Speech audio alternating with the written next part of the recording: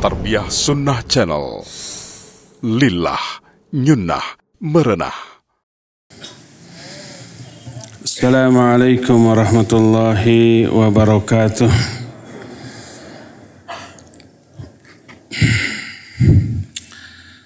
Alhamdulillahilladzi ba'atha fil ummiyina rasulan minhum يتلو عليهم آياته ويزكيهم ويعلمهم الكتاب والحكمة وإن كانوا من قبل لفي ضلال مبين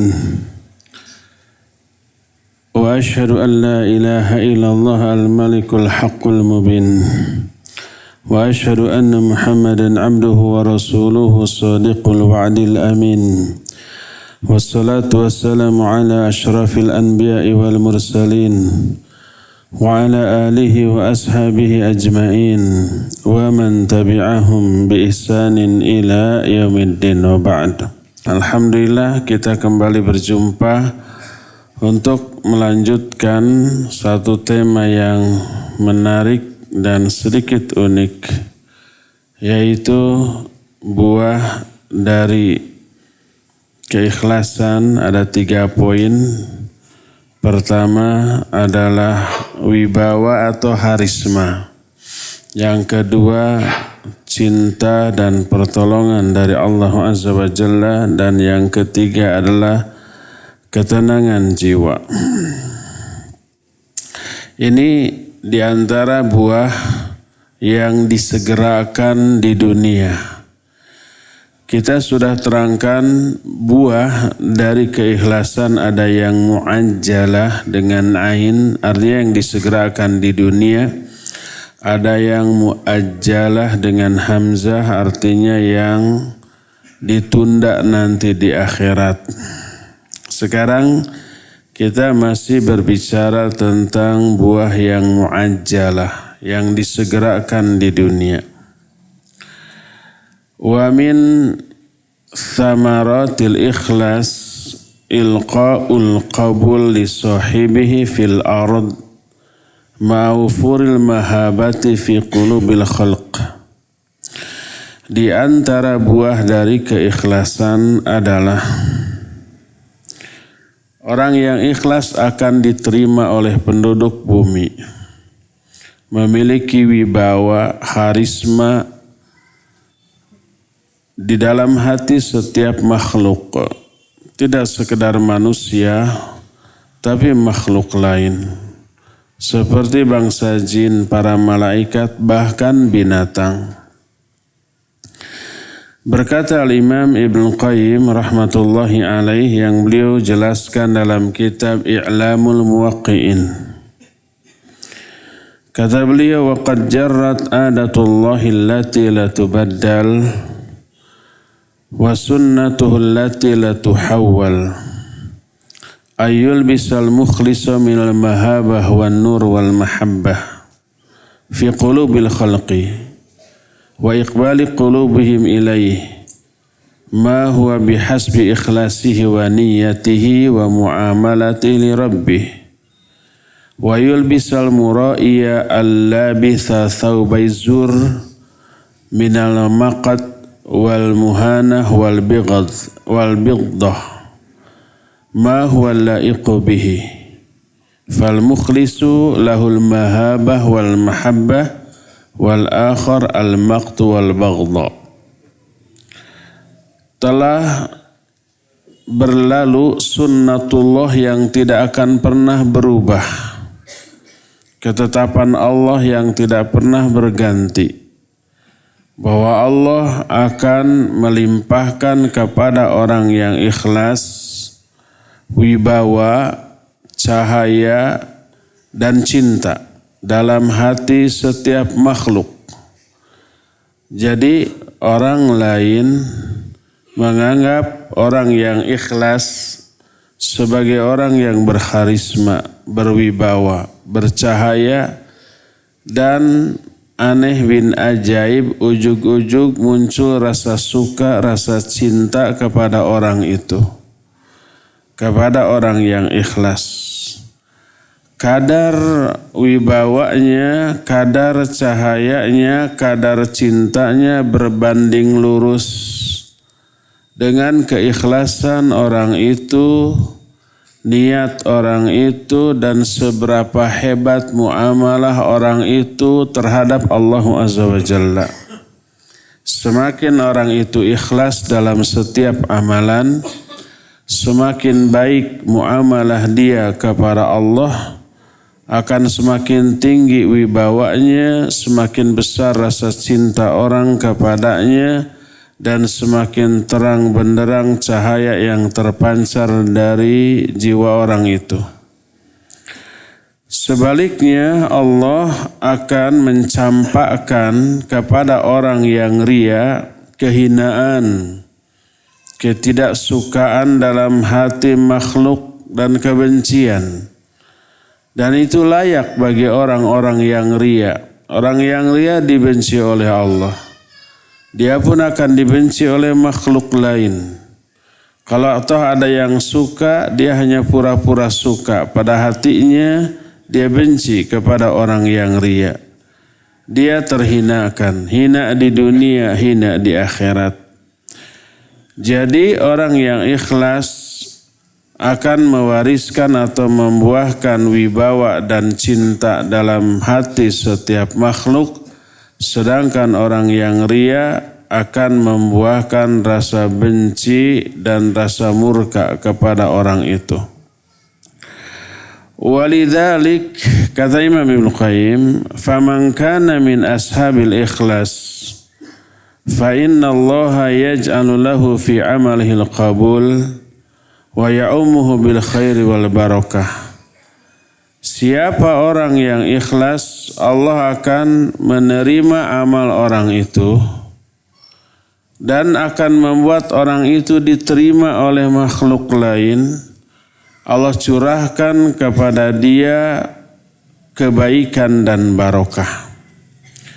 Kata-katanya sedikit tetapi sangat mengena di hati pendengarnya. Berkata Hamdun bin Ahmad Al-Qassar ketika ditanya. Hamdun bin Ahmad Al-Qassar ini seorang ulama tabi'in. Dia ditanya, ma balu kalami salaf anfa' min kalamina. Kenapa ya ucapan generasi salaf itu jauh lebih bermanfaat, lebih mengena daripada ucapan kita?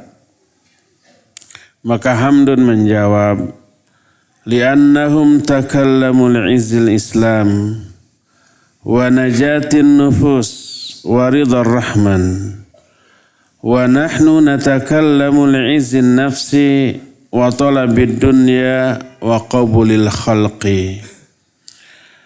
Karena mereka generasi salafus oleh kalau berbicaranya itu demi kemuliaan Islam, demi agar dirinya selamat dari murka dan azab Allah, dan demi meraih ridha Ar-Rahman. Jadi tujuannya itu untuk akhirat, tujuannya itu untuk Allah Azza wa Jalla. Itu kalau berbicara ikhlas. Adapun kita kalau berbicara maka demi kemuliaan diri kita sendiri, agar dipandang orang, dinilai orang, diapresiasi orang. Wa talabid dunya, demi mencari dunia. Dunia ini ya apa saja, jabatan, kekayaan, pujian, dan yang sejenisnya. Wa qabulil khalqi, dan omongannya direkayasa agar diterima di kalangan setiap makhluk. Yang penting dia membijak-bijakkan diri di hadapan setiap orang, agar setiap orang atau mayoritas orang senang kepada dia. Nggak peduli isinya mengundang murka Allah ataukah tidak. Jadi ada perbedaan niat, ucapannya sama. Kalimat yang keluar dari mulutnya sama, tapi efeknya kepada mustami itu berbeda. Karena perbedaan niat. Yang satu untuk Allah, untuk Islam, untuk akhirat. Yang satu lagi untuk dunia. Untuk kepentingan pribadinya. Ketika Imam Malik menyusun kitab Al-Muwatta. Ada orang yang berkata kepada Imam Malik. Syaghalta nafsak bi'amali hadzal kitab. Wa qad syarakaka fihi nas. Wa amilu amsalah. Kenapa engkau menyibukkan diri dengan menulis kitab ini? Orang lain juga padahal banyak yang menulis kitab sejenis, melakukan hal yang sama dengan apa yang engkau lakukan. Apa kata Imam Malik? Utuni bima amilu. Coba berikan kepadaku hasil karya mereka, tulisan mereka. Diberikan kepada Imam Malik, oleh Imam Malik kemudian dibaca, setelah dibaca beliau lemparkan kitab tersebut. Lalu berkata, la ta'lamanna annahu la yartafi'u bihadza illa man urida bihi wajhullah. Kamu kelak akan tahu bahwa tidak akan terangkat kemuliaan penulis kitab apapun kecuali kalau dia menuliskannya dalam rangka meraih wajah Allah. Sampai sekarang, kitab-kitab yang ditulis oleh orang-orang segenerasi dengan Imam Malik tidak sampai kepada kita. Namanya, judul kitabnya, judul tulisannya nggak tahu. Padam di tengah jalan.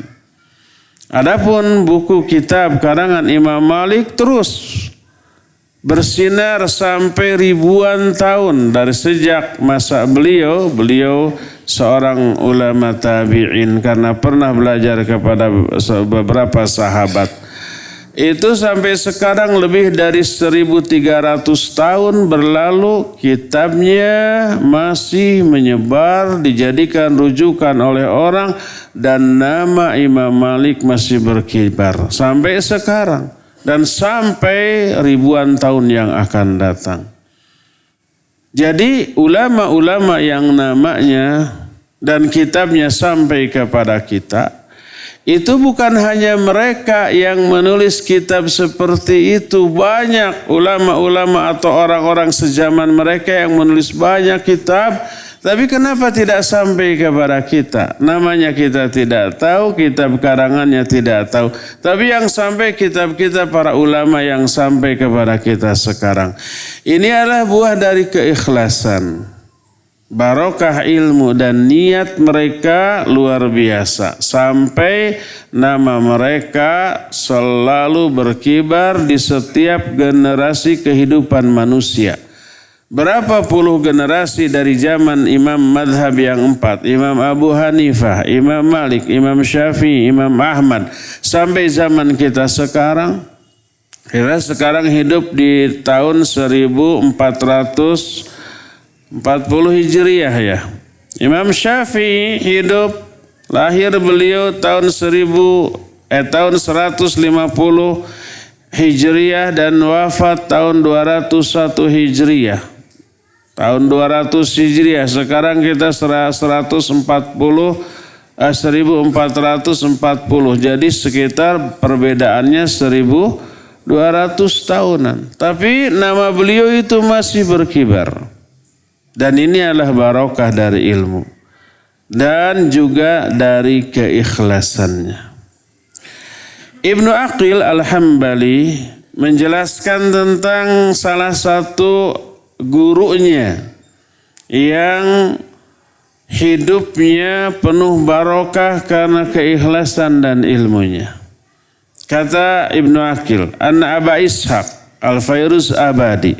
Nama gurunya Abu Ishaq Al-Fairuz Abadi. Kana la yukhriju syai'an ila faqirin illa ahdharan niyyah. Wa la yatakallamu fi mas'alatin illa qaddama al-isti'anata billah. Wa ikhlasul qasdi fi nusratil haqq duna tazayyun wa tahsin lil khalaq. wala sannafa mas'alatan illa ba'da an shalla raka'at fala jarama sya'a ismuh wastaharat tasanifuh syaraqan wa gharban hadhihi barakatul ikhlas. Abu Ishaq Al-Fairuz Abadi, beliau tidak pernah mengeluarkan infak atau sedekah kepada orang fakir kecuali selalu menghadirkan niat yang ikhlas terlebih dahulu. Tidaklah beliau berbicara tentang satu masalah kecuali beliau dahului dengan isti'anah terlebih dahulu kepada Allah. Minta pertolongan, minta perlindungan, jangan sampai ada unsur yang merusak ucapannya.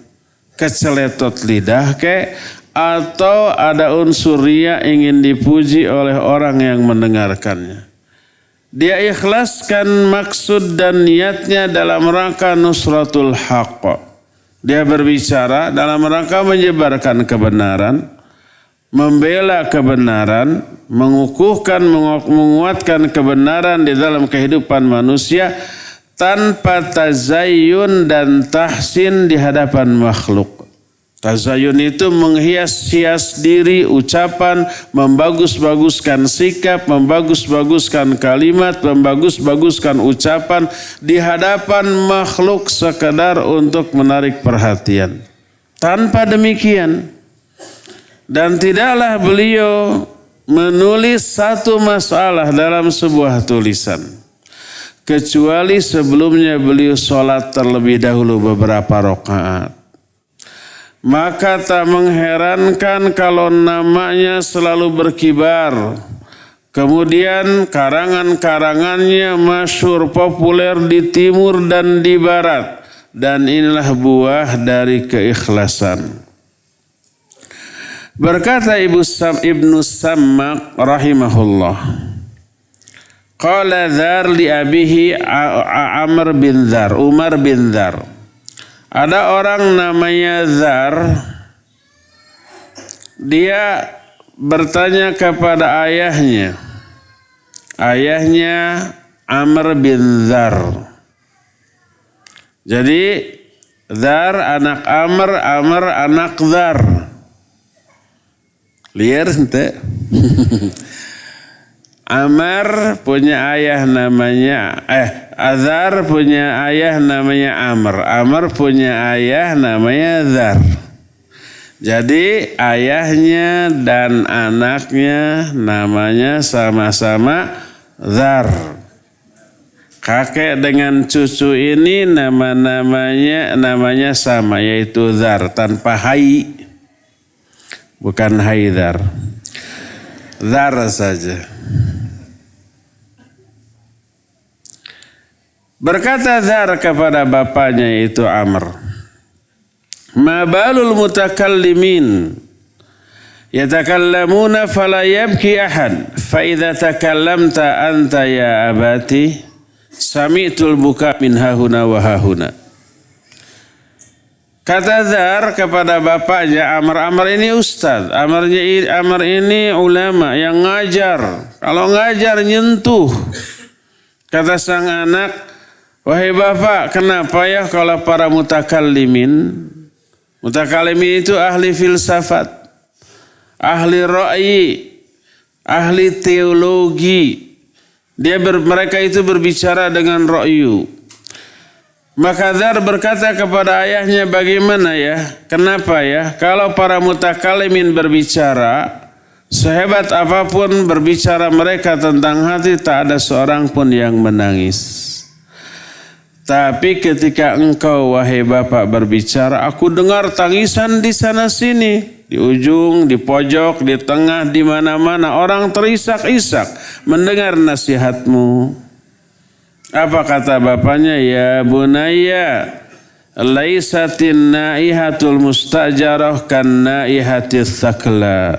Wahai anakku, tangisan karena bayaran tentu saja berbeda dengan tangisan karena kehilangan. orang kehilangan sesuatu yang amat sangat berharga, sedih dia, kecewa dia, maka akan menangis dengan tangisan yang asli, bukan acting, bukan pretending, bukan bersandiwara, asli. Adapun tangisan yang dibayar itu air mata apa? Air mata buaya darat raksasa. Sama-sama menangis tapi beda kualitas dari tangisan karena berbeda niat. Oleh karena itu, maka tangisan orang karena nasihat yang menyentuh itu asli.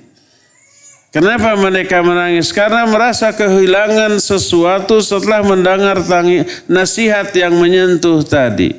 Dia merasa ibadahnya sangat kurang. Dia merasa dosanya terlalu banyak. Dia merasa mungkin Allah lebih murka kepadanya daripada meridainya dan seterusnya. Ingat kepada dosa dan kekurangan sendiri. Asli nangisnya.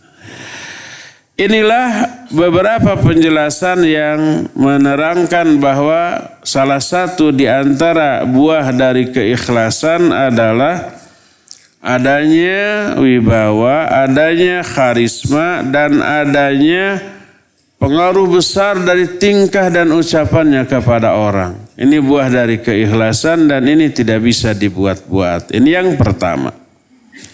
Kedua, ikhlas adalah cara jalan untuk meraih mahabbatullah, cinta Allah, pertolongan Allah, dan penjagaan dari Allah Azza wa Jalla, perlindungan dari Allah Subhanahu wa Ta'ala.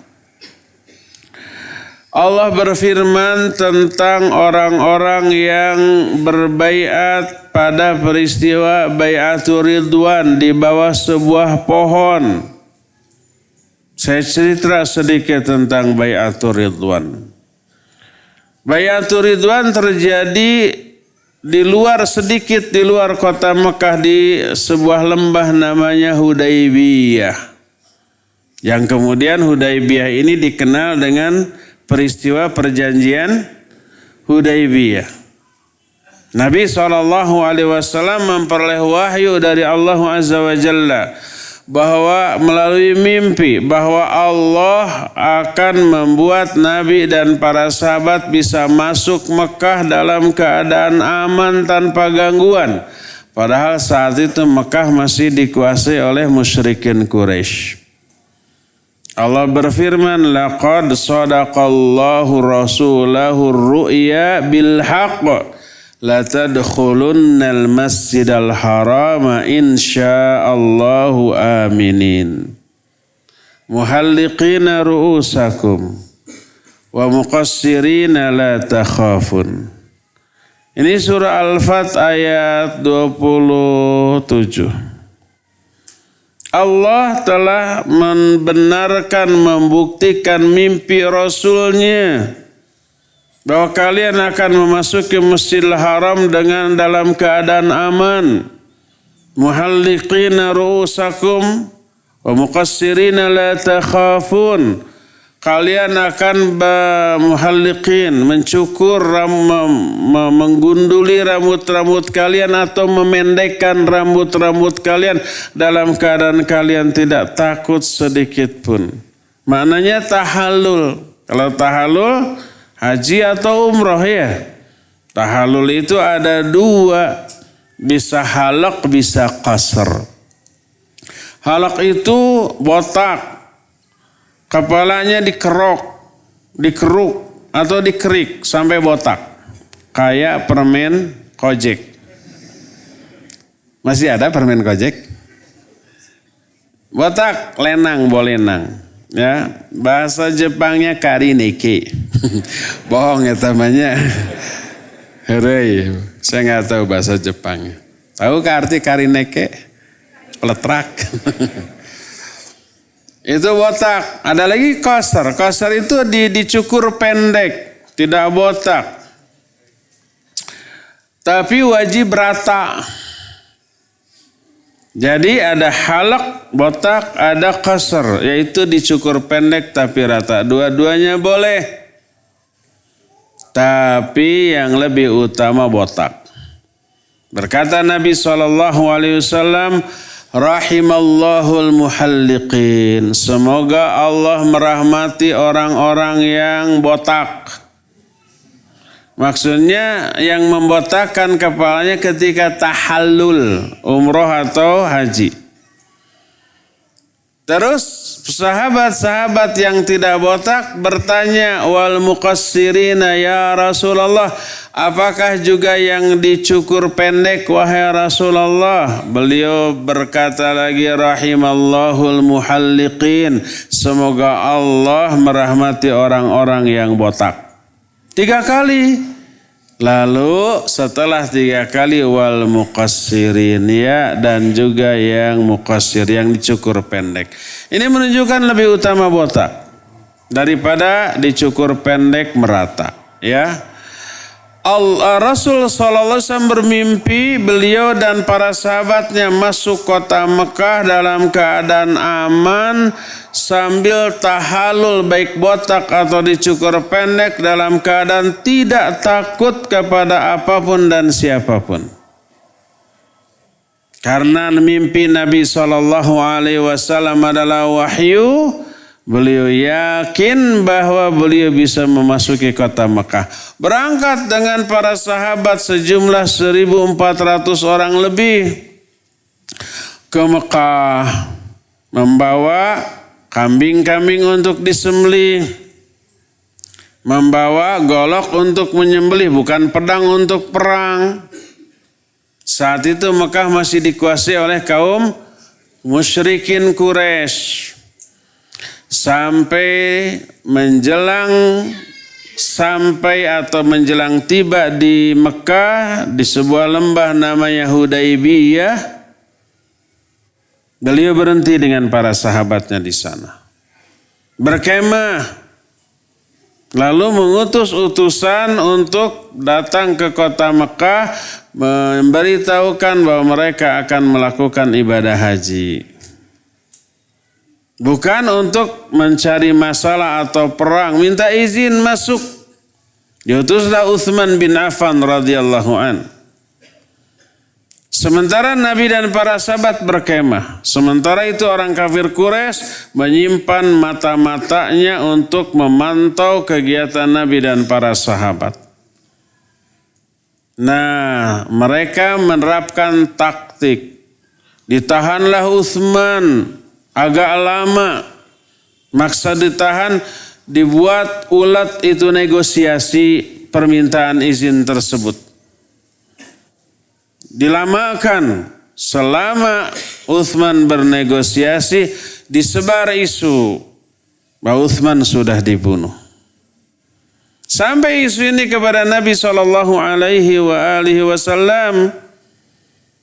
beliau marah, lalu mengajak sahabat-sahabatnya untuk berbaiat demi membela darah Utsman.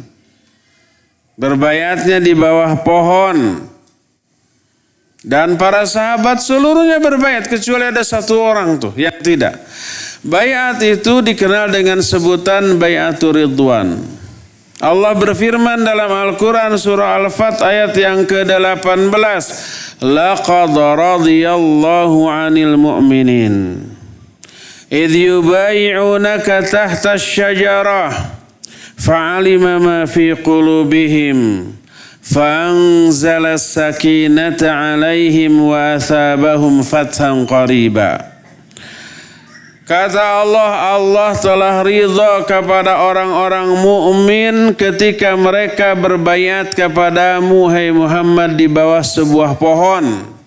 Baiat apa tadi? Baiatur Ridwan. Allah mengetahui isi-isi hati mereka, isi hati para sahabat Allah tahu ketika berbaiat.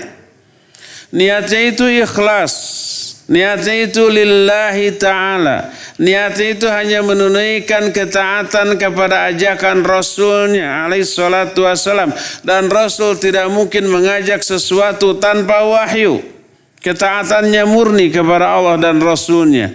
Niatnya ikhlas. Allah menyatakan, fa'alima ma fi qulubihim. Allah mengetahui isi hati mereka, fa'anzalas sakinata alaihim. Lalu Allah menurunkan ketenangan kepada mereka, wa asabahum fathan qariba, dan Allah membalas mereka dengan kemenangan yang segera. Kemenangannya itu berupa ditaklukannya apa?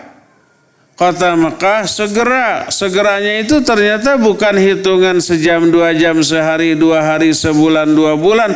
Tapi hampir setahun kemudian. Sejak peristiwa tersebut. Melihat Nabi dan para sahabatnya siap tempur walaupun nggak bawa senjata perang, peralatan perang. Yang dibawa hanya golok untuk apa? Untuk nyembelih, karena tujuan utama bukan perang, nggak bawa pedang, nggak bawa perisai. Tapi kalau Nabi dan para sahabat sudah siap perang, jangan coba-coba. Maka paniklah orang-orang Quraisy, karena mereka nyimpen mata-mata, udah siap tempur nih. Akhirnya dilaporkan ke dalam kota Mekah. Akhirnya mereka takut. Akhirnya dilepaskanlah Utsman. Disuruh pulang. Dan pulanglah Utsman ke tengah-tengah Nabi dan para sahabat. Gak jadi perangnya tuh, nyerangnya tuh. Karena tadinya juga baiat untuk perang untuk membalas darah Utsman. Tapi ternyata Utsman masih hidup. Ya. Apa yang terjadi setelah itu? Orang-orang Quraisy mengutus utusannya bernegosiasi, kemudian membuat perjanjian. Lahirlah perjanjian Hudaybiyah. Isinya sepintas seperti merugikan kaum muslimin. Bayangkan, salah satu isinya adalah Nabi dan para sahabat nggak boleh masuk Mekah saat itu, tahun depan baru boleh bebas. Padahal sudah datang dari apa? Dari jauh. Madinah Mekah itu berapa kilometer? 500 kilometer. Sekarang cuma 5 jam, 6 jam. Atau bahkan cuma 1 jam dengan pesawat. Kalau zaman baheula mah tidak ada sepeda-sepeda acan. Berhari-hari mengarungi lautan padang pasir yang ganas gitu ya. Tapi suruh pulang lagi. Padahal tujuan mereka ke sana bukan untuk pulang, tapi untuk memasuki kota Mekah. Jauh-jauh di jugjug, anggang-anggang di teang. Lain lumantung tambuh laku, lain lunta tanpa sejak. Tapi lumantung ku sabab aya nu dituju, lunta sabab aya nu disejak. Itu nggak ada terjemahannya. Pokoknya sudah datang jauh-jauh gitu. Karena ada tujuan yang pasti. Ini nggak boleh, harus kembali lagi. Disetujui oleh Nabi SAW. Rugi apa tidak? Sepintas seperti rugi. Kedua, perjanjiannya kalau ada penduduk Mekah yang pergi ke Madinah, hijrah. Kalau hijrah berarti dia Islam ya. Tadinya kafir, tadinya musyrik. Terus pindah ke Madinah, pasti mau Islam tuh. Kalau ada penduduk Mekah pergi ke Madinah, wajib dikembalikan ke Mekah tuh. Nanti ketika di Mekah dihajar habis-habisan sama mereka. Ketiga, kalau ada penduduk Madinah yang pindah belot ke Mekah, wajib dibebaskan. Tidak boleh dilarang. Licik apa tidak tuh? Iya licik. Disetujui semua itu oleh Nabi SAW. Dan seterusnya. Kita bukan membahas itu, tapi kembali ke bahasan pokok kita. Ayat ini menyatakan bahwa Allah ridha kepada orang-orang mukmin yang berbaiat di bawah pohon yang disebut baiatur ridwan. Allah menyatakan Allah tahu isi hati mereka, lalu Allah turunkan sakinah, ketentraman jiwa, dan Allah berikan kemenangan yang segera.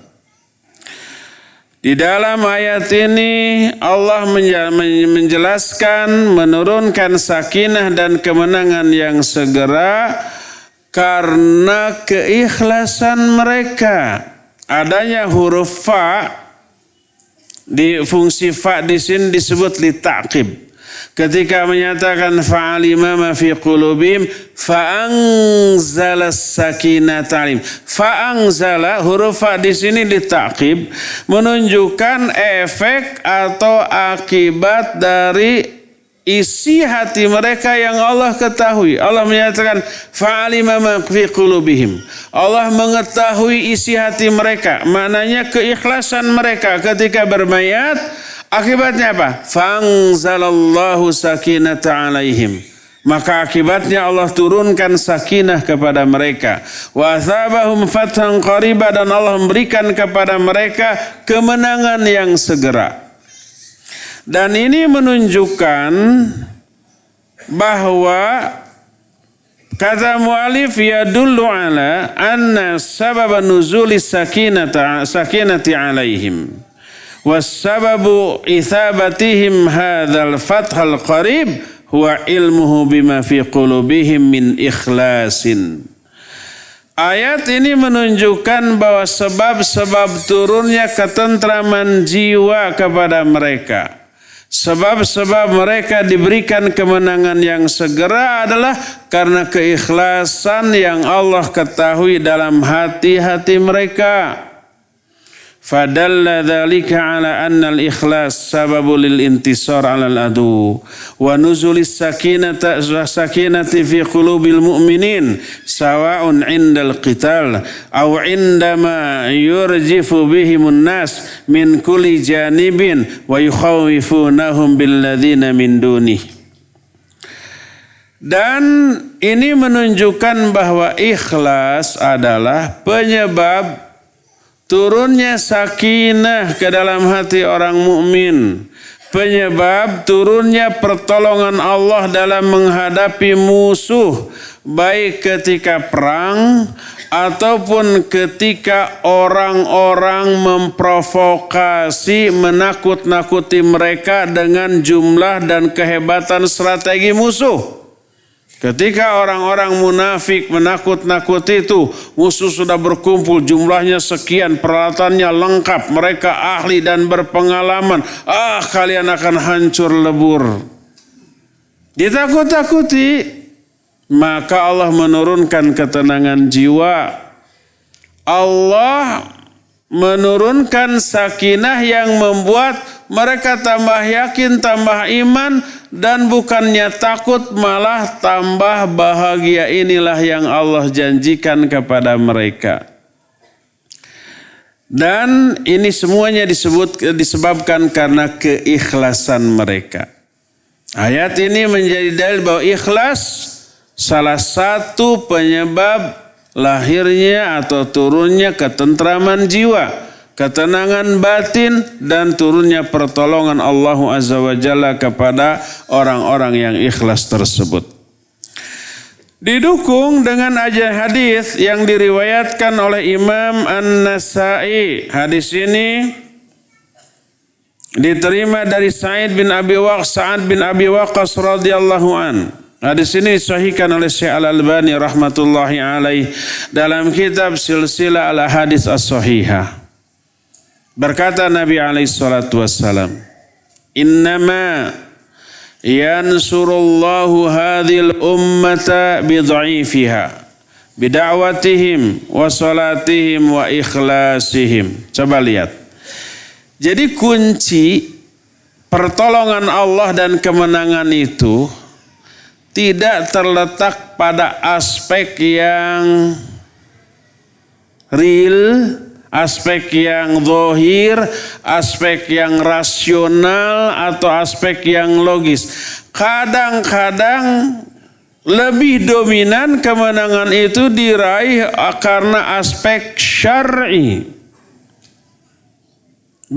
Berkata Rasul sallallahu alaihi wasallam, Allah akan menolong umat ini karena orang-orang dhaif di kalangan mereka, orang-orang lemah, karena doa mereka, karena sholat mereka, dan karena keikhlasan mereka.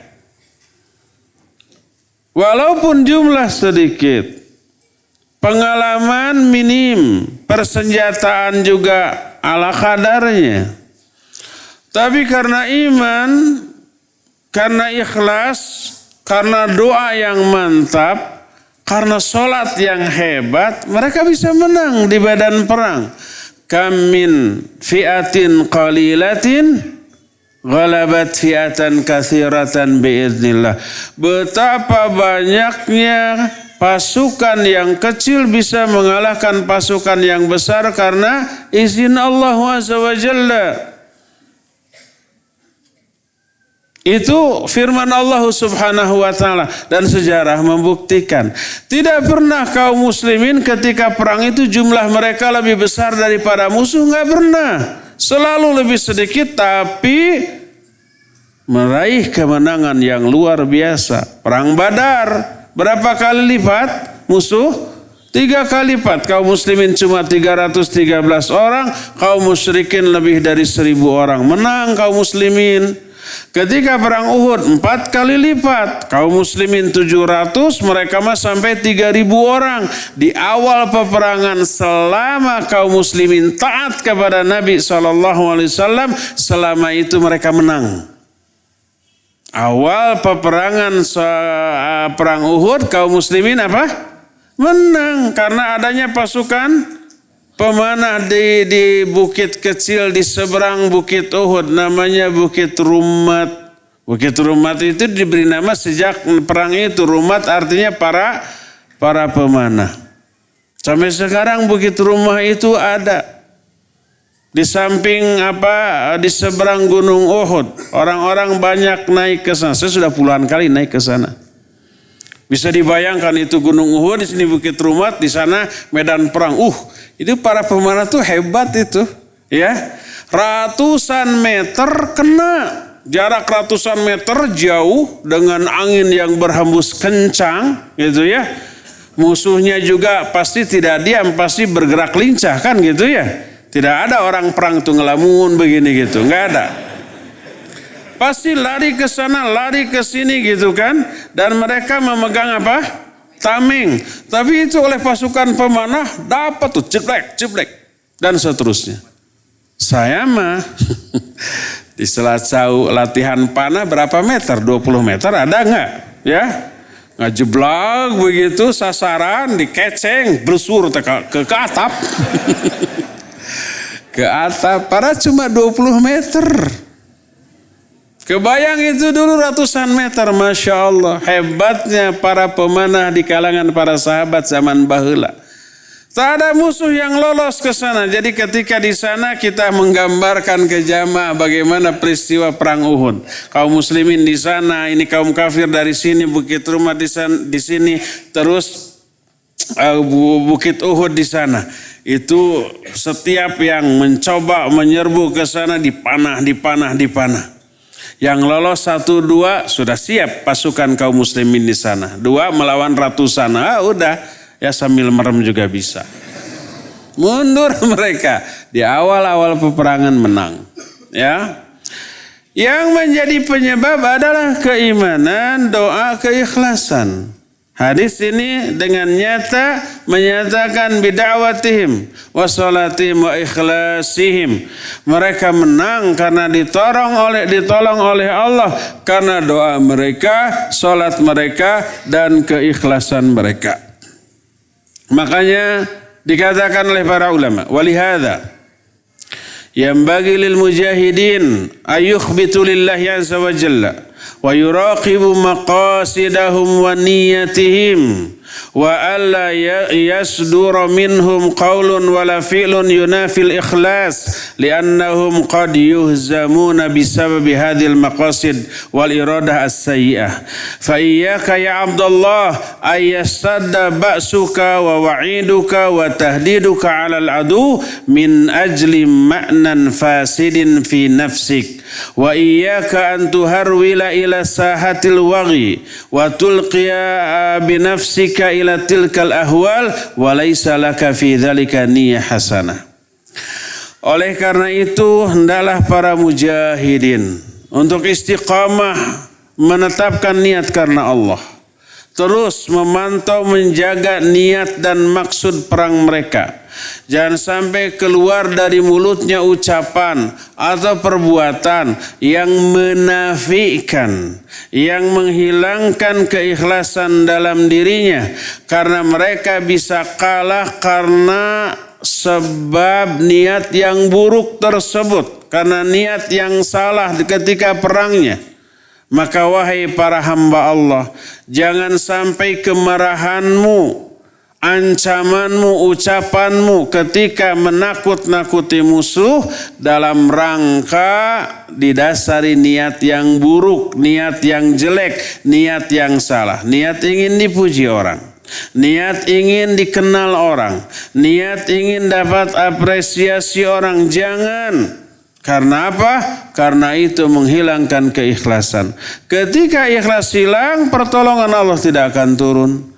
Ketika pertolongan Allah tidak turun, maka kekalahan sudah diambang mata. Ya, ini kunci dari kemenangan adalah pertolongan Allah. Dan pertolongan Allah lahir atau turun karena adanya keikhlasan. Dari sini kita tahu bahwa keikhlasan membuahkan sakinah, ketentraman jiwa. Dan kalau ketentraman jiwa ini sudah turun, iman menguat. Kalau iman menguat, ikhlas juga tambah menguat, pertolongan Allah Azza wa Jalla turun, maka menang melawan musuh. Allah berfirman, "Huwallazi anzala as-sakinata fi qulubil mu'minin liyazdadu imanan ma'a imanihim." Allah yang menurunkan sakinah kepada hati orang-orang mukmin untuk menambah iman mereka dari iman yang sudah ada sebelumnya, ya. Itulah poin kedua tentang buah dari keikhlasan. Kedua adalah apa tadi? Turun sakinah dari Allah, mahabbah atau cinta dari Allah, dan juga pertolongan serta perlindungan dari Allah Azza wa Jalla. Ketiga, buah manis ketiga dari keikhlasan. Oh, ini pikabitain pisan yang ketiga Maya. Bil ikhlas yakthurul amalu wa yata'azam. Dengan ikhlas, amal sedikit bisa bermakna banyak. Maknanya amal sedikit bisa menghasilkan pahala yang banyak. Dan amal yang enteng, ringan, remeh di kalangan manusia, kecil di kalangan manusia akan memperoleh pahala yang amat sangat besar dan agung. Karena keikhlasan ketika menetapkan niat. Salah satunya nih contoh hadis yang sahih. Diterima dari Abu Hurairah radhiyallahu anhu. Dikeluarkan oleh Imam Bukhari dan Imam Muslim dalam dua kitab sahihnya. Hadis ini sahih riwayat Imam Bukhari dan Imam Muslim. Berkata Rasulullah sallallahu alaihi wasallam, "Ma tasaddaqa ahadun bi sadaqatin min tayyibin wa la yaqbalullahu illa tayyiba illa akhadhaha ar-rahman bi yaminih wa in kanat tamratan fatarbu fi kafir rahman hatta takuna a'zama minal jabal kama yurabbi ahadukum faluwahu au fasilahu." Kata Nabi SAW, tidaklah seorang hamba bersodakoh dengan satu sodakoh yang baik, bersumber dari sumber yang apa? Yang halal, bukan uang riba, bukan hasil nyopet, nyolong, nipu, dan yang sejenisnya. Dari hasil yang bersodakoh dari harta atau sumber yang baik, dan Allah tidak akan menerima kecuali yang baik. Tidaklah seorang hamba bersodakoh dengan satu sodakoh, kecuali Allah akan ambil itu sodakoh dan Allah akan tempatkan dia di tangan kanannya. Kalau sodakohnya itu berupa sebutir kurma, mahal atau murah? Bingit murahnya, sebutir itu nggak akan 1.000 rupiah murahnya. Tergantung jenis kurmanya. Ada kurma yang mahal, ada yang murah meriah. Ya. Kalau itu satu buah kurma, Allah akan mengembangkan kurma itu di dalam genggaman tangannya sehingga ukurannya bisa lebih besar daripada sebuah gunung yang besar. Kurma itu kecil, sebesar jempol atau malah lebih kecil, tapi ketika disodakohkan dengan niat yang ikhlas, Allah ambil dengan tangan kanannya, Allah kembangkan sampai melebihi sebuah gunung. Sebagaimana salah seorang di antara kalian memelihara falwah atau fasilahnya. Falwah itu artinya anak kuda. Anak kuda yang baru disapih. Disapih itu dilepaskan oleh induknya dari persusuannya. Disapih, lalu di take over, diambil alih oleh siapa? Oleh pemiliknya, lalu dipeliharanya, diberi parab teh, pakannya, makanannya, rumput atau apapun, terus sampai yang tadinya kecil cuma 1 meter ketika dipelihara lama-lama menjadi besar. Seperti itu, berkembang. Itu maknanya adalah pahala. Jangan anggap enteng sedekah dengan hanya sebutir kurma. Sebutir kurma pahalanya bisa melebihi dari beratnya sebuah gunung yang besar. Itu karena keikhlasan akan berkembang dari kecil menjadi besar. Oleh karena itulah maka kita menemukan orang itu mengamalkan amalan-amalan yang menurut kita amalan itu enteng, kecil, nggak berarti, nggak berharga gitunya. Dan seringkali dianggap rendah oleh orang. Contohnya apa? Contohnya cleaning service. Di masjid, di jalan, di gedung. Itu kan profesi yang dianggap tinggi apa rendah? Dianggap rendah. Gajinya gede apa kecil? Kecil, mungkin terkecil dibanding seluruh karyawan yang ada di kantor itu ya. Seperti itu. Tapi perannya sangat besar. Semua orang menjadi nyaman di kantor itu. Bersih, rapi, kemudian wangi. Jangankan di kantornya, pas ke WC-nya juga betah. Makanya WC-nya juga sering diistilahkan dengan istilah pikabetan restroom. Apa artinya? Ruangan untuk istirahat sambil cari inspirasi. Itu karena jasa cleaning service. Dulu Bandung pernah mengalami kesulitan buang sampah ya, karena TPA-nya tempat pembuangan akhir sampahnya itu longsor atau apa. Maka Bandung menjadi lautan sampah. Sampah di mana-mana. Nyaman nggak orang? Enggak. Setiap tempat sampah menggunung di dalam kota, bau sampah kemana-mana. Barulah orang-orang menghargai jasa para tukang sampah, pengangkut sampah. Ya, kemana nih tukang sampah gitunya? Ya.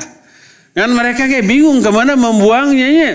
Tempat pembuangannya sudah waktu itu longsor, nggak bisa lagi dipakai untuk membuang sampah. Tapi ketika itu urusan sudah beres seperti sekarang, ingat nggak ke tukang sampah? Enggak, ketika ada juga tuh direret-ret acan. Dilirik pun tidak ya. Nah, ada orang yang mengamalkan amalan yang menurut kebanyakan orang rendah. Menurut kebanyakan orang itu tidak begitu berarti.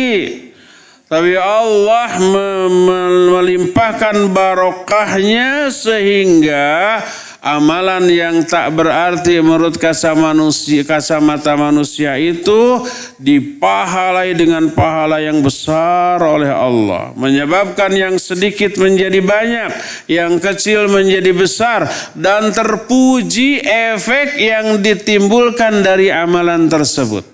Seperti cleaning service tadi. Orang tidak ingat, tidak menghargai jasa cleaning service selama semuanya berjalan lancar. Ketika cleaning service mogok, coba bayangkan, kantor-kantor kalalotor, tidak ada yang ngepel, sampah-sampah berserakan, bro dijuru, bro dipantau, ngalayah di tengah kantor. Kan kantor ini, ya. Lalat-lalat datang menyerbu, kecoa, kemudian tikus datang ke kantor. Pas ke WC, baru dari luarnya saja harus sudah nahan nafas. Karena tidak ada yang membersihkan, tidak ada yang mengurus, tidak ada yang mewangikan. Barulah ingat kepada jasa siapa? Cleaning service. Efek dari cleaning service luar biasa bagi semua orang. Terpuji. Ya, oleh karena itu laisatil ibrah bil kasrah. Nilai sesuatu itu tidak dilihat dari banyaknya. Orang banyak beramal, tapi mungkin nilainya kecil di mata Allah. Orang sedikit beramal dan amal itu umpamanya dianggap rendah, tapi begitu agung dan mulia di sisi Allah Azza wa Jalla. Karena itulah Abu Bakar As-Siddiq radhiyallahu an tidak dikenal sebagai orang yang paling rajin sholatnya, paling rajin saumnya. Ada sahabat lain yang lebih dikenal dengan itu. Tapi ketika ditanya kenapa Abu Bakar lebih mulia daripada yang lain, ini pernah ditanyakan kepada orang generasi tabi'in, namanya juga Abu Bakar bin Ayyash. Dia berkata, ma sabaqakum Abu Bakrin bi kathrati saum wala shalah walakin bi syai'in waqara fi qalbi. Tidaklah Abu Bakar lebih mulia dibanding kalian karena banyak saum, banyak salat, bukan, tapi karena sesuatu yang ada di dalam hatinya. Inilah yang tidak kalian miliki. Abu Bakar atau sahabat atau ulama soleh itu bisa ditandingi dalam hal ibadahnya. Berapa rakaat mereka sholat, kita bisa melakukan sholat sebanyak rakaat mereka. Tapi tetap kita tidak bisa menandingi kemuliaan mereka. Karena apa? Karena apa yang ada dalam hatinya. Sholatnya sama sholat, tapi kualitas sholatnya sama apa tidak? Tidak. Kenapa? Karena kualitas hati yang berbeda. Kualitas niat, kualitas kekhusyuan, dan kualitas iman yang ada dalam hati, dalam dada itu jauh berbeda yang menyebabkan perbedaan hasil. Berkata Ibnu Mubarak rahimahullahu ta'ala, Abdullah bin Mubarak menyatakan, rubba amalin saghirin tu'adzibuhun niyah, wa rubba amalin kabirin tughassiruhun niyah. Betapa banyaknya amalan yang kecil tapi menjadi agung karena niat yang bagus, yang benar. Betapa banyaknya amalan yang besar, yang hebat tapi bernilai kecil karena niat juga. Salah seorang ulama salaf memberi wasiat kepada saudara-saudaranya. Apa isi wasiatnya? Isi wasiatnya, akhlisin niyah fi a'malika yakfikal qalilu minal amal. Ikhlaskan niat dalam amal-amal kamu, maka amal sedikit yang kamu lakukan itu bisa cukup menyelamatkan kamu. Asal ikhlas. Dibanding amalnya banyak, gede, tapi tidak ikhlas. Maka tidak ada manfaat, bahkan menimbulkan madarat. Sebab sering saya jelaskan, ikhlas itu berefek capek gawe, teka pakai barijeng diteke. Tidak hanya ikhlas itu ditolak loh amalannya. Ya nggak apa-apalah ditolak mah. Nanti bisa ngumpulin lagi dari amalan lain yang ikhlas kan gitu. Jangan berpikir hanya ditolak, tapi selain ditolak di apa? Diazab.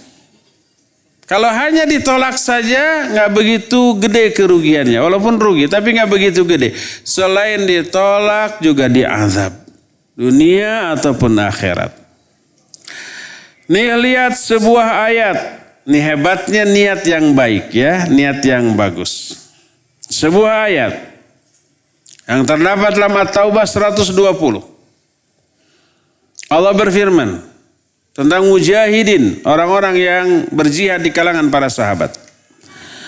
Makana li ahlil madinati wa man haulahum minal a'rab ayatakhallafu an rasulillah wa la yarghabu bi anfusihim an nafsih. Dzalika bi annahum la yusibuhum dhama'un wa la nasabun wa la makhmasatun fi sabilillah. Wala yata'una mawti'an yaghidhul kuffar wala yanaluna min aduwin naila illa kutiba lahum bihi amalun salih. Innallaha la yudhi'u ajral muhsinin. Tidaklah layak bagi para penduduk Madinah dan orang-orang Arab yang ada di sekitar Madinah untuk absen bersama Rasul sallallahu alaihi wasallam dalam hal jihad. Tidak layak. Dan tidak layak pula kalau mereka lebih mencintai diri mereka daripada mencintai pribadi Rasul sallallahu alaihi wasallam. Yang demikian itu karena tidaklah mereka mengalami kehausan atau kelelahan atau kelaparan di jalan Allah, atau tidaklah mereka menginjakkan kaki di suatu tempat yang bisa membuat orang kafir murka, atau tidaklah mereka menimpakan sesuatu yang merugikan musuh, kecuali akan dicatatkan bagi mereka sebagai sebuah amal soleh. Allah tidak menyia-nyiakan pahala orang-orang yang berbuat kebaikan. Lihat, pahala Allah berikan kepada para mujahidin bukan hanya ketika perang saja. Ketika di perjalanan menuju medan perang, mereka mengalami kehausan, mereka mengalami kelelahan, mereka mengalami kelaparan. Itu semua pahala. Laparnya pahala, hausnya pahala, lelahnya pahala, perangnya belum. Sebelum perang itu terjadi, mereka sudah mengalami berbagai macam penderitaan. Itu semuanya pahala. Ketika mereka menginjakkan kaki di suatu tempat yang strategis membuat musuh murka, maka itu juga pahala. Ketika kita bisa menimpakan keburukan kepada pihak musuh, itu juga pahala. Semuanya pahala jauh sebelum amalan jihadnya dilakukan.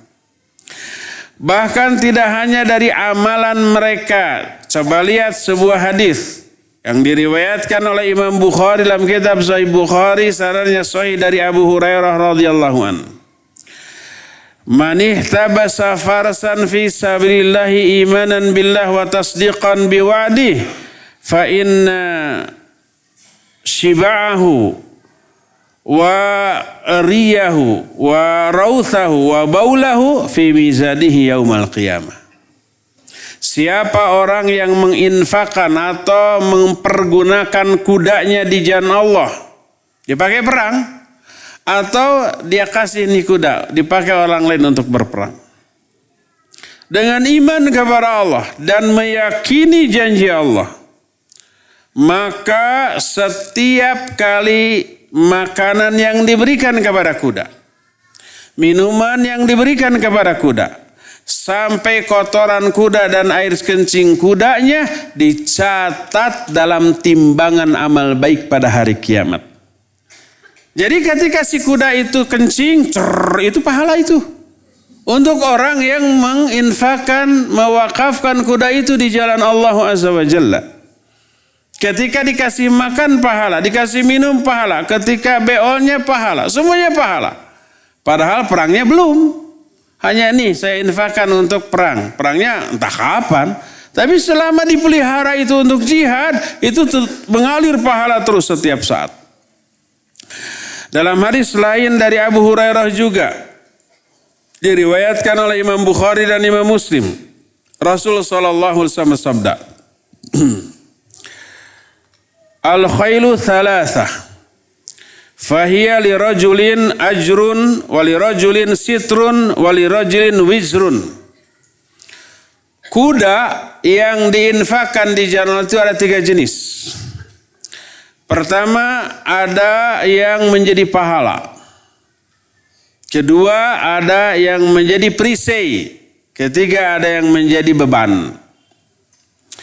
فَأَمَّا الَّذِي هِيَ لَهُ أَجْرٌ فَالرَّجُلُ يَتَّخِذُهَا فِي سَبِيلِ اللَّهِ وَيُعِدُّهَا لَهُ فَلَا تُغَيِّبُ شَيْئًا فِي بُطُونِهَا إِلَّا كَتَبَ اللَّهُ لَهُ أَجْرًا وَلَوْ رَعَاهَا فِي مَرْجٍ مَا أَكَلَتْ مِنْ شَيْءٍ إِلَّا كَتَبَ اللَّهُ لَهُ بِهَا أَجْرًا وَلَوْ سَقَاهَا مِنْ نَهْرٍ كَانَ لَهُ بِكُلِّ قَطْرَةٍ تُغَيِّبُهَا فِي بُطُونِهَا أَجْرٌ حَتَّى ذَكَرَ الْأَجْرَ فِي أَبْوَالِهَا وَأَرْوَاثِهَا. Kata Nabi SAW, adapun kuda yang menjadi pahala adalah orang yang menginfakkan kuda itu di jalan Allah, dipakai untuk berperang di jalan Allah. Tidaklah orang yang memeliharanya memberi makan kepada kuda itu kecuali pahala bagi pemilik kuda yang menginfakkannya di jalan Allah. Ketika digembalakan di padang rumput, tidaklah si kuda itu makan rumput kecuali Allah mencatatkan pahala bagi orang yang memiliki kuda tersebut. Tidaklah kuda itu diberikan air dari sungai kecuali setiap satu tetes yang diminum masuk ke dalam perut kuda itu akan menjadi pahala bagi si pemilik kuda. Sampai disebutkan air kencingnya dan kotoran yang keluarnya itu disebutkan sebagai pahala sampai ketika si kuda itu berlari di medan perang. Kutiba lahu bi kulli khutwatin tahtuha ajran, maka akan dicatatkan dari setiap langkah-langkah yang dilakukan oleh kuda itu sebagai pahala. Perangnya belum. Kan sebelum perang itu si kuda itu dipelihara dulu kan ya. Selama dipelihara, pahala itu mengalir dari kencingnya, dari kotorannya, dari memberi makan, memberi minum, bahkan dari langkah-langkahnya. Semuanya pahala, perangnya belum. Apalagi kalau sudah dipakai untuk perang.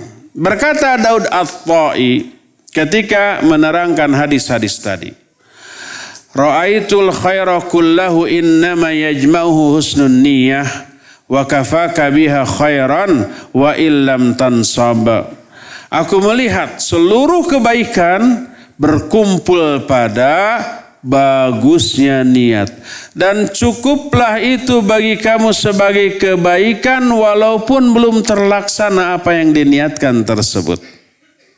Umpamanya, contoh nyata sekarang umpamanya ya, kita mau bikin ma'had, dana yang dibutuhkan berapa? 7 miliar sekian. Saya pesimis, saya nyebutnya 12 miliar. Karena berkali-kali Ikhwan ini membangun dengan dana budget sekian selalu nggak nyampe, kurang. Entah di mana yang salah hitungnya tuh. Dulu kita bangun masjid anggarannya 700 juta, habisnya 1,6 M. Sekarang kemarin kamu membangun studio baru untuk radio kita sama ini. Sekian M. Sudah habis belum selesai. Sampai sekarang mandek apa enggak ya? Jalan terus. Tapi jalannya enggak di tempat sih, ya, agak di tempat. Nah, khawatir ini juga begitu. Banyak orang nyumbang 1 juta, 2 juta dari sekian miliar. Sudah sampai belum? Belum sampai. Tapi disimpannya uang itu berkembang. Diambil oleh Allah di tangan kanannya dan dikembangkan walaupun belum dipakai. Sama dengan kuda tadi. Sama dengan apapun benda, umpamanya ada orang yang menyumbang mikrofon, menyumbang kamera. Apakah pahalanya hanya ngocor, ngalir, dapat dari kamera tersebut ketika dipakai? Enggak. Ketika dibersihkan, ketika diangkut-angkut, disiapkan, semuanya pahalanya mengalir ke si orang yang mewakafkan kamera tersebut. Ya, uang yang disimpan, dikumpulkan menjelang tercapainya jumlah yang diinginkan lalu dibangun, itu tetap pahalanya berkembang. Maka jangan khawatir, mana uang saya belum dipakai-pakai juga, padahal saya sudah nyumbang tuh 20.000. Belum dibangun juga. Jangan khawatir, pahalanya sudah tetap mengalir. Sampai ada ikhwan nih, saya nyumbang 200 sekian juta nih dikirim. Belum dipakai, sini saya ambil lagi deh, belum dipakai. Karena dikhawatirkan nggak dapat pahalanya. Diambil lagi tuh orang. Kita kasih. Disangkanya habis, meren ada tuh. Dikasih lagi, dikirim lagi. Ya. Nggak boleh berpikiran seperti iya. Umpama kita nyumbang sekian ratus juta, ininya anggaran 5 miliar atau 7 miliar. Kok belum dipakai juga uang saya, jadi pahalanya mengendap dong. Enggak. Tetap itu mengalir. Allah tidak akan zalim terhadap orang yang seperti itu. Walhasil penjelasan barusan menerangkan bahwa keikhlasan pertama akan membuat amalan yang sedikit menjadi banyak, amalan yang kecil menjadi besar, dan ini tadi berkembang terus menjadi lebih banyak dan lebih besar daripada sebelumnya. Ini buah dari keikhlasan. Ya, cukup sampai di sini saja kajian kita di pagi hari ini. Insyaallah lanjutan dari buah dari keikhlasan ini akan kita teruskan di pertemuan yang akan datang. Sisa waktu yang ada kita akan gunakan untuk tanya jawab. Wassallallahu ala nabiyina Muhammadin wa ala alihi wa ashabihi wassalam.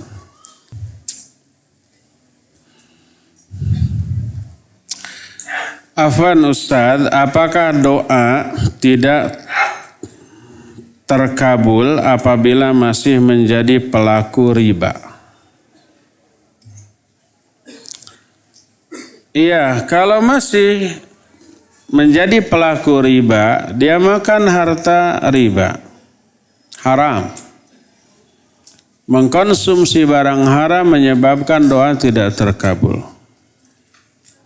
Sebuah hadis yang sahih, Nabi SAW menyatakan ada orang yang yutilus safar, as'ath, yamuddu yadaihi ilas sama, qala ya Rab, ya Rab, wa ta'amuhu haramun wa syarabuhu haramun wa malbasuhu haramun fa ghadiya fa anna yustajabulah.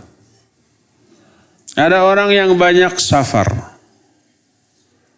terus dia dekil, kucel, menderita. Dia mengangkat kedua tangannya ke langit.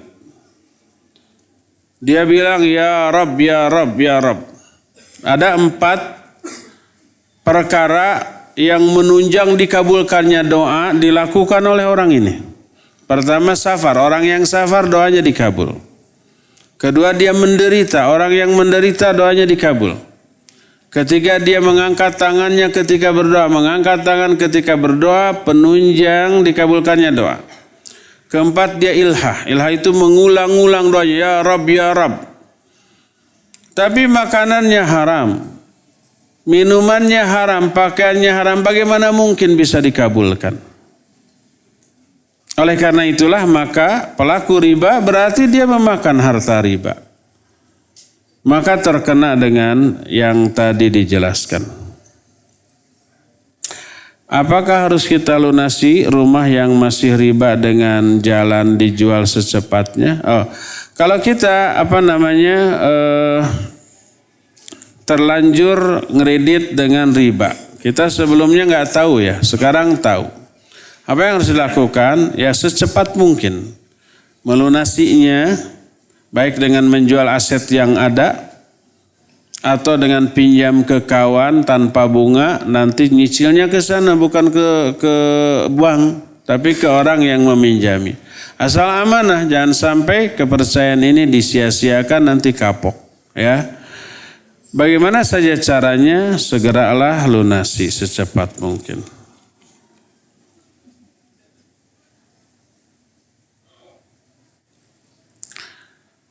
Di Facebook tersebar meme-meme bahwa memukul jin yang menampakkan diri dikatakan salah satu sunnah yang ditinggalkan. Apakah benar begitu, Ustaz? Apakah lantas dapat dikatakan sunnah? Tidak harus dipukul, kecuali kalau kondisi mengharuskan. Tapi dakwahi terlebih dahulu. Sampaikan ayat dan hadis. Kalau umpama muncul kuntilanak, cantik luar biasa, cuma punggungnya bolong. Pas ketawa ngikik, terus pas menyeringai ada sihung taring kayak Dracula. Apa begitu? Wallahu a'lam. Kalau ada yang begitu kelihatan, apa yang harus kita lakukan? Lari, jangan. Walaupun itu nggak akan ada. Kalau ketemu nggak sengaja pasti mereka yang lari. Karena takut. Nggak pernah ada cerita begitu bertemu dia ngejar-ngejar kita lari, nggak ada. Itu kecuali di film. Yang ada umpamanya dia lagi menampakkan diri, kita datang. Apa yang terjadi? Dia menghilang. Ya enggak? Itu karena beresiko. Tidak harus dipukul. Tapi apa? Tapi dakwahi terlebih dahulu. Ngomong aja ke dia. Harus takut kamu dengan azab Allah. Gitu. Harus ibadah kamu. Jangan mengganggu sesama makhluk. Zalim, dosa besar.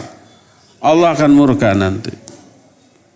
Kecuali kalau mengharuskan, seperti umpama dia nyurup ke orang kemudian kesurupan, diruqyah tidak mempan, pukul punggungnya atau apanya, ya. Kadang-kadang tidak harus diruqyah, cukup dipukul. Sebagaimana kisah yang dituturkan oleh Imam Ibnu Qayyim, seseorang kesurupan, diruqyah enggak sembuh-sembuh, dibawa ke Syekhul Islam Ibn Taimiyah. Lalu dipukul punggungnya, ukhruj ya aduwallah. Dia menjerit, kemudian keluarlah jinnya dan dia sadar. Dia kaget, loh kenapa saya di hadapan syekh? Hanya dipukul, tidak diruqyah, ya. Abu Hurairah menangkap jin, dipukul tidak? Tidak. Nabi SAW menangkap jin, dipukul tidak? Tidak. Diikat. Tadinya akan dipertontonkan ke anak-anak sampai besok dibuat mainan. Tapi ingat kepada doa siapa? Nabi Sulaiman, akhirnya dilepas, tidak dipukul, ya. Ustaz. Ya. Assalamualaikum Ustaz. Waalaikumsalam. Ada pertanyaan dari pendengar Radio Tarbiyah Sunnah. Bagaimana ikhlas yang sebenarnya? Terkadang kita merasa sudah ikhlas, padahal di dalam hati masih berkutat seperti tidak ikhlas. Tapi dalam diri selalu dipaksakan bahwa apa yang telah dilakukan sudah ikhlas. Silakan Ustaz. Barakallahu fiik. Nanti ada tema kiat meraih keikhlasan. Setelah dibahas tentang buah manis keikhlasan, kita akan bahas kiat meraih keikhlasan, ya. Sabar. Datang waktunya.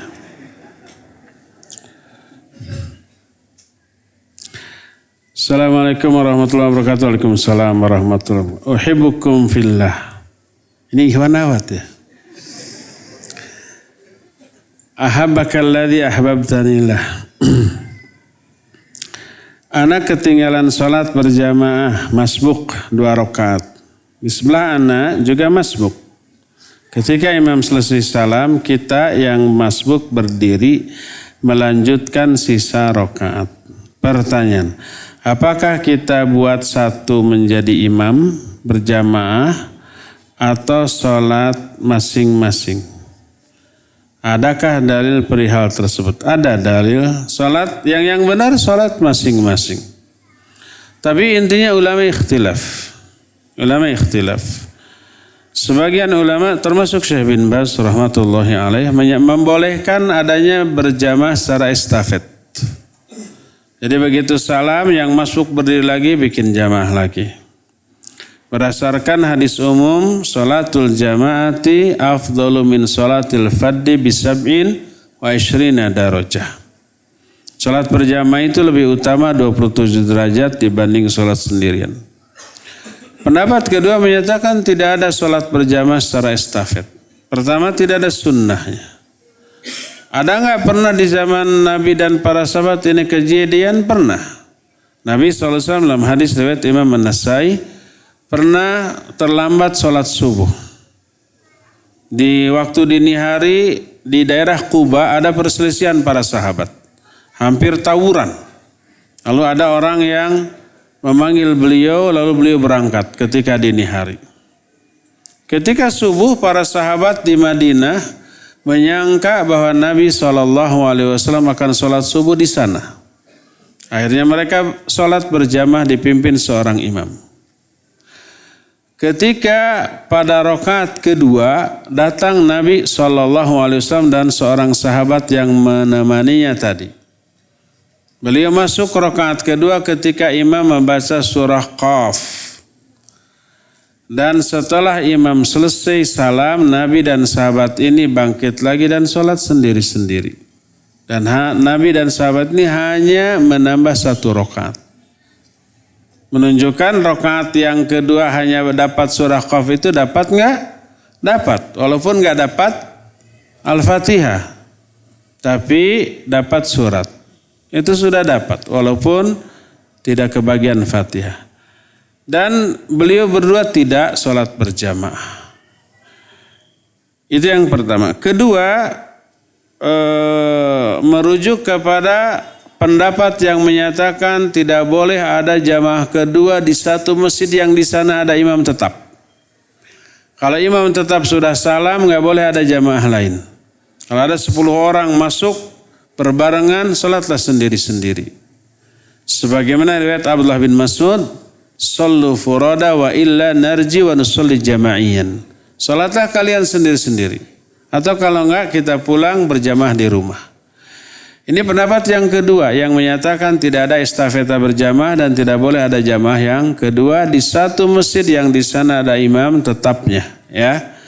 Salah satu hikmahnya apa? Salah satu hikmahnya agar kaum muslimin terdorong, termotivasi sesegera mungkin ke masjid. Sebab kalau umpamanya dibolehkan berpendapat, dibolehkan membentuk jamaah kedua di satu masjid, bisa-bisa kaum muslimin lalai dari awal waktu. Biar aja lah nanti kita bareng-bareng sholat lagi berjamaah. Ya. Biarkan imam salam, kita datang lagi, lalu berjamaah lagi. Bisa begitu nanti lalai. Biarkan nanti kalau zuhur nantilah 2:30 bareng-bareng 20 orang. Yang penting berjamaahnya. Bisa begitu nanti. Itu pertama. Kedua, bisa dijadikan alat melampiaskan ketidaksukaan kepada imam yang berbeda pendapat. Udah jangan sholat sama imam itu kita nanti biar sampai salam, baru setelah salam kita datang 100 orang. Berjamaah lagi. Tunjukkan bahwa kita lebih banyak jamaahnya daripada si imam tadi. Itu berbahaya ya. Buruk apa jelek itu? Buruk dan jelek ya. Oleh karena itulah maka pendapat kedua bagi saya lebih klop. Yang menyatakan tidak ada jamaah kedua di satu masjid yang ada imam tetap dan tidak ada jamaah secara estafet. Ustaz. Ya. Ya. Ustaz ada pertanyaan. Sebelum pertanyaan dimohon pemilik kendaraan nomor D1788XJ D1788XJ untuk memindahkan kendaraannya. Dari hamba Allah pendengar radio Tarbiyah Sunnah Ustaz. Assalamualaikum. Ustaz, apakah istri harus ikhlas dengan nafkah yang diberikan oleh suami hanya sekedar uang belanja harian saja? Sedangkan gaji suami sebenarnya besar tapi istri tidak diberi uang untuk dirinya pribadi. Silakan Ustaz. Ini bukan nanya, curhat.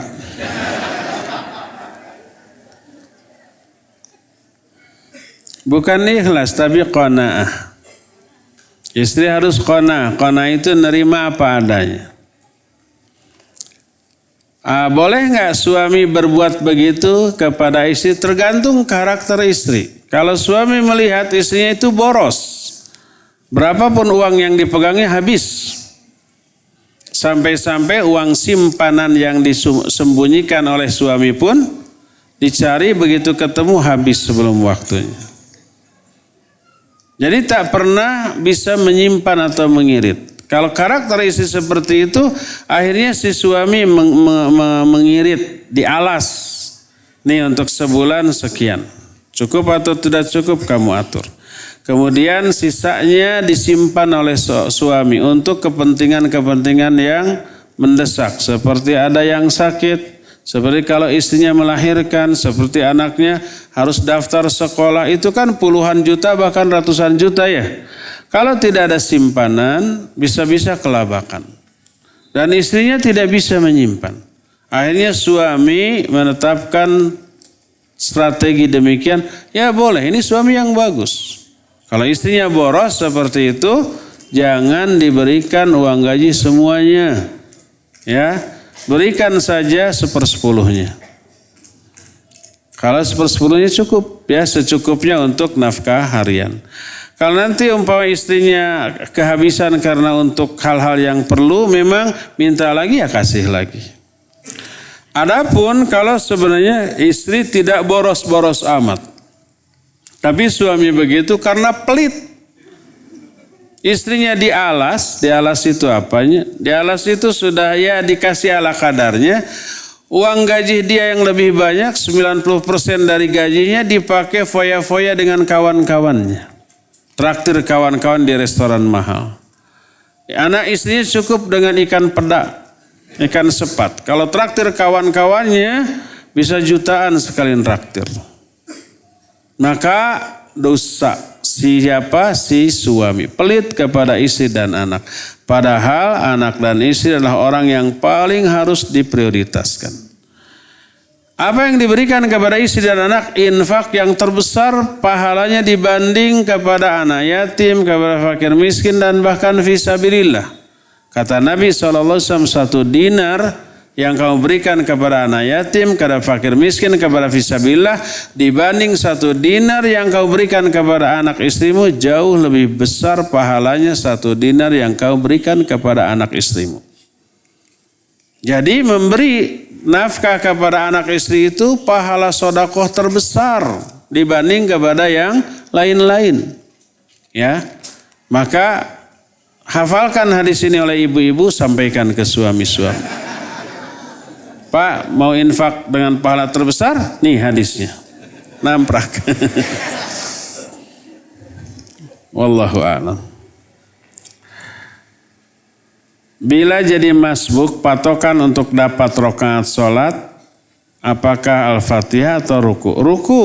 Al-Fatihah tidak. Adapun hadis yang menyatakan la sholata liman lam yaqra bi Fatihatil kitab, tidak sah sholat tanpa membaca Fatihah, hanya untuk 2 orang. Pertama untuk munfarid, kedua untuk imam.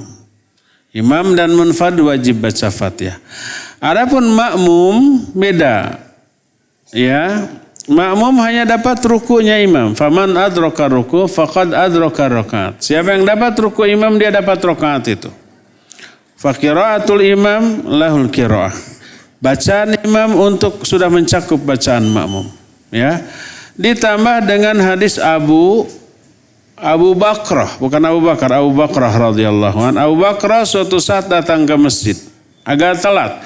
Begitu sampai di pintu masjid, Nabi dan para sahabat sedang ruku. Lalu Abu Bakrah langsung takbir di pintu, langsung takbir lalu ruku. Dalam keadaan ruku dia berjalan ke saf. Bisa kebayangkan? Iya. Setelah beres sholat, Nabi SAW menegur. Siapa tadi yang berjalan sambil ruku? Saya ya Rasul. Jangan kamu ulang. Tapi Nabi SAW tidak menyuruh Abu Bakrah untuk menambah lagi 1 rakaat. Menunjukkan dia dapat penuh rakaat itu. Walaupun jangankan Fatihah, surat juga Nggak kebagian, hanya kebagian rukunya saja. Tapi oleh Nabi dianggap sah. Adapun jangan kamu ulang, maksudnya jangan kamu ulang berjalan sambil ruku, jangan. Itunya yang dilarang. Tapi rakaat itu sudah dapat. Seandainya rakaat itu tidak dapat, niscaya Nabi akan menyuruh dia untuk menambah 1 rakaat lagi. Jadi patokannya ruku. Tapi ini jangan dijadikan alasan atau dalil untuk lambat. Tenang saja baru Fatihah, nanti juga ruku dapat. Jangan ya. Sudah habis waktunya sampai di sini. Mohon maaf tidak semua kertas pertanyaan terjawab. Insyaallah kita jumpa kembali di beberapa Selasa yang akan datang. Selasa depan dan 2 Selasa berikutnya saya tidak bisa hadir ya. Subhanakallahum bihamdik asyhadu an la ilaha illa anta astaghfiruka wa atubu ilaik. Walhamdulillahirabbil alamin. Wassalamualaikum warahmatullahi wabarakatuh.